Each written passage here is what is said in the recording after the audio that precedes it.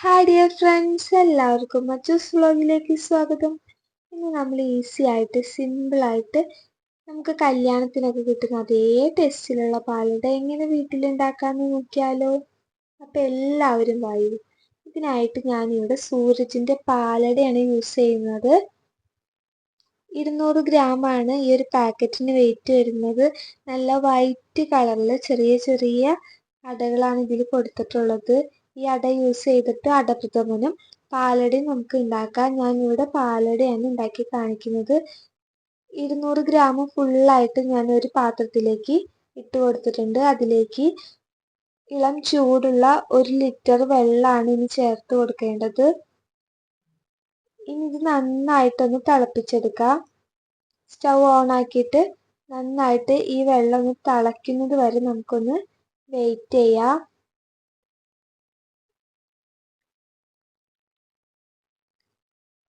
അട കുക്ക് ചെയ്തൊന്നും എടുക്കണ്ട, ജസ്റ്റ് ഒന്ന് തിളച്ച് വരുമ്പോൾ തന്നെ നമുക്ക് ഈ പാത്രം മാറ്റി വെക്കാം.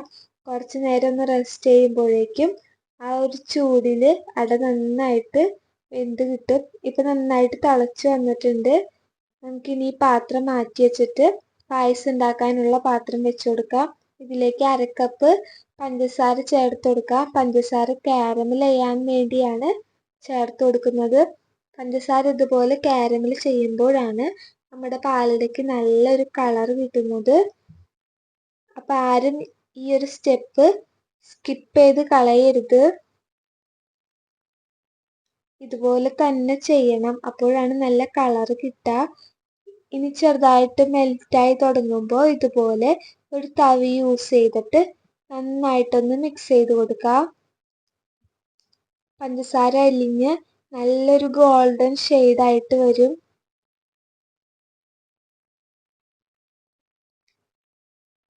നന്നായിട്ട് ഇളക്കി കൊടുത്തുകൊണ്ടിരിക്കണം, ഇല്ലെങ്കിൽ അടി പിടിക്കും. അപ്പോൾ നമ്മുടെ പായസത്തിന് കരിഞ്ഞൊരു ടേസ്റ്റ് വരും.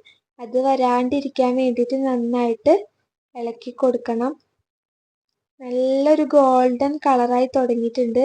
ഞാനിതൊന്ന് എടുത്ത് കാണിച്ചു തരാം. കണ്ടില്ലേ, ഇതുപോലെ നല്ല ഗോൾഡൻ കളറാവുമ്പോൾ നമുക്കിനി ഇതിലേക്ക് 1 കപ്പ് ഇളം ചൂടുള്ള വെള്ളമാണ് ഇനി ചേർത്ത് കൊടുക്കേണ്ടത്. വെള്ളം ചേർത്ത് കൊടുക്കുമ്പോൾ ഇതുപോലെ പൊട്ടിത്തെറിക്കണ സൗണ്ടും ഇതുപോലെ ഒരു പുകയൊക്കെ വരും. പഞ്ചസാര കട്ടപ്പിടിച്ച പോലെയൊക്കെ തോന്നും.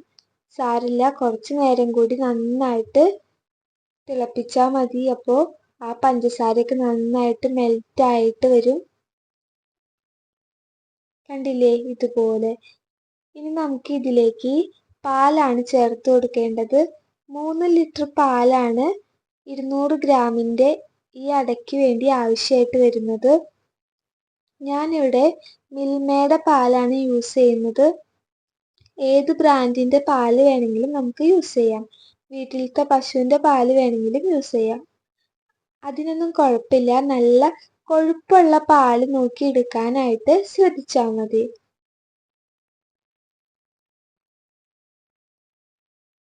ഞങ്ങളുടെ ചാനൽ എല്ലാവർക്കും ഇഷ്ടാവുന്നുണ്ടോ?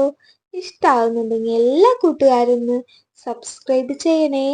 ലൈക്ക് ചെയ്യാനും ഷെയർ ചെയ്യാനും കമൻറ്റ് ചെയ്യാനും ആരും മറന്നു പോവല്ലേ.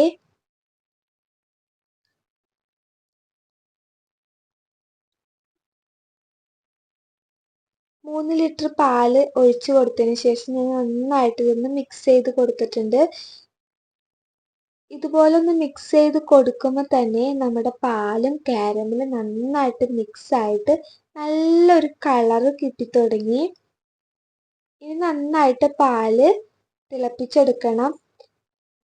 അപ്പോഴേക്കും നമ്മൾ ഒരു സൈഡിൽ മാറ്റി വെച്ചാൽ നമ്മുടെ അട ഇതുപോലെ നന്നായിട്ട് വെന്ത് വന്നിട്ടുണ്ട്. ഇതിന് 2 പ്രാവശ്യം നല്ല തണുത്ത വെള്ളത്തിൽ കഴുകിയെടുക്കാം.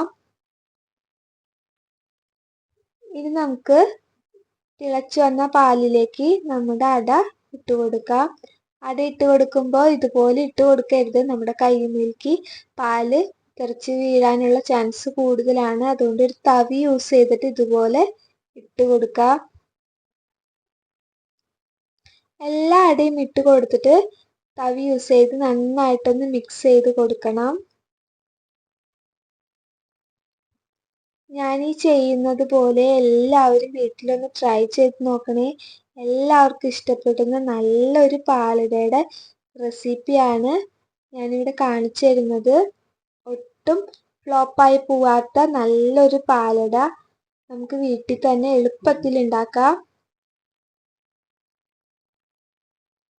നന്നായിട്ട് മിക്സ് ചെയ്ത് കൊടുക്കുക.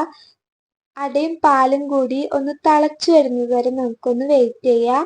അടയിട്ടിട്ട് പാല് അധിക നേരം വേവിക്കേണ്ട ആവശ്യമില്ല. കാരണം നമ്മുടെ അട നന്നായിട്ട് വെന്ത അടയാണ്. അപ്പം കുറേ നേരം പാലിട്ട് വേവിക്കുമ്പോൾ അത് നന്നായിട്ട് അലിഞ്ഞു പോവും. ഇനി നമുക്ക് മധുരത്തിന് ആവശ്യമായിട്ട് ഉള്ള പഞ്ചസാര ചേർത്ത് കൊടുക്കാം. ഞാനിവിടെ അമൂലിൻ്റെ മിൽക്ക് മെയ്ഡാണ് ഒഴിച്ചു കൊടുക്കുന്നത്. കണ്ടൻസ്ഡ് മിൽക്ക് ഒഴിച്ചു കൊടുക്കുമ്പോൾ 200 ml ഒരു ഫുൾ ബോട്ടിൽ ഞാനിവിടെ ഒഴിച്ചു കൊടുത്തിട്ടുണ്ട്.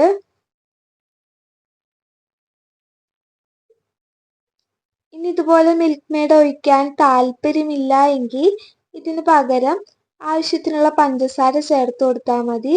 ഇനി നമുക്ക് ഉപ്പ് ചേർത്ത് കൊടുക്കാം. ഞാൻ ആദ്യം ഒരു 1/4 ടീസ്പൂൺ ഉപ്പാണ് ചേർത്തത്. പിന്നീട് നോക്കിയപ്പോൾ ഉപ്പ് കുറവായിരുന്നു. അപ്പോൾ ഞാൻ കുറച്ചും കൂടി ഉപ്പ് ഇട്ട് കൊടുത്തിട്ടുണ്ട്. അപ്പോൾ എല്ലാവരും ഒന്ന് ചെക്ക് ചെയ്ത് നോക്കിയിട്ട് ഉപ്പൊക്കെ ഇട്ട് കൊടുക്കാം. മധുരത്തിന് ആവശ്യത്തിനുള്ള പഞ്ചസാര കുറച്ചും കൂടി ആഡ് ചെയ്ത് കൊടുക്കേണ്ടതായിട്ട് വന്നു. ഞാനിവിടെ 1 കപ്പോളം പഞ്ചസാര ചേർത്ത് കൊടുത്തിട്ടുണ്ട്.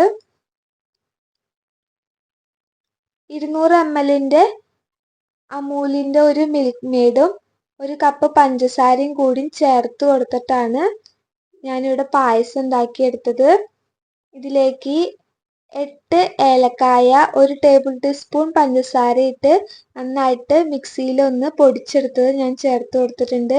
ഇത് നല്ലൊരു സ്മെല്ല് കിട്ടാൻ വേണ്ടിയിട്ടാണ്. ഇനി നമുക്ക് 2 ടേബിൾ ടീസ്പൂൺ നെയ്യ് ഒഴിച്ചിട്ട് കശുവണ്ടിയും കിസ്മിസും ഒക്കെ ഒന്ന് വറുത്തെടുക്കാം.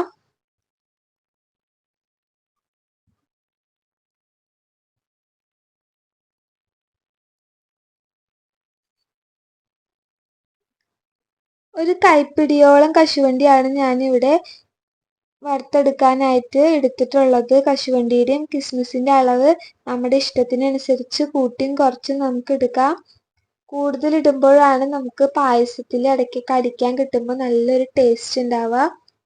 നന്നായിട്ടൊന്ന് റോസ്റ്റ് ചെയ്തെടുക്കാം. ഒരു കൈപ്പിടി തന്നെയാണ് ഞാനിവിടെ കിസ്മിസും ഇട്ട് കൊടുത്തത്. ഇനി ഇത് നേരെ നമ്മുടെ പായസത്തിലേക്കാണ് ചേർത്ത് കൊടുക്കുന്നത്. എൻ്റെ ഈ പായസത്തിൻ്റെ വീഡിയോ എല്ലാവർക്കും ഇഷ്ടമായി എന്ന് വിചാരിക്കുന്നു. എല്ലാവരും ഇത് തീർച്ചയായിട്ടും ട്രൈ ചെയ്ത് നോക്കണം. നല്ലൊരു പായസമാണ്. ഇത്ര നേരം എൻ്റെ വീഡിയോ കണ്ടുകൊണ്ടിരുന്ന എല്ലാവർക്കും താങ്ക്സ് ഫോർ വാച്ചിങ്.